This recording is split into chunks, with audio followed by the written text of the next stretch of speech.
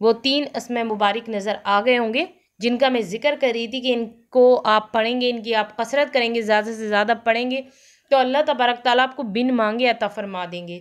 जो चीज़ आप मांगेंगे भी नहीं वो आपको बिन मांगे मिल जाएगी। इसलिए मैंने स्टार्टिंग में अपने तमाम बहन भाइयों को कहा, बिन मांगे हर चीज़ मिलेगी, एक नहीं जो भी हर चीज़ आपको हर चीज़ बिन मांगे मिलेगी। अल्लाह तबारक ताला आपको वो चीज़ फ़ौरन अता कर देंगे अगर आपने विर्द कसरत की।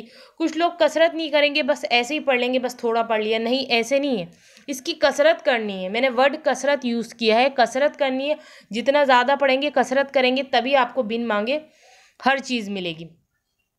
तो ऐसे मज़ीद पावरफुल वजीफ़े आप आगे भी सुनना चाहते हैं और आप चाहते हैं मैं आपको नॉलेज की वीडियो प्रोवाइड करते रहूं, तो सब लोग अपने जो मैंने बताया है कि आप लोग चैनल को सब्सक्राइब कर लें जिन्होंने नहीं किया, और अब आप लोग मुझे इजाज़त दीजिए। अल्लाह हाफ़िज़, अपना ख्याल।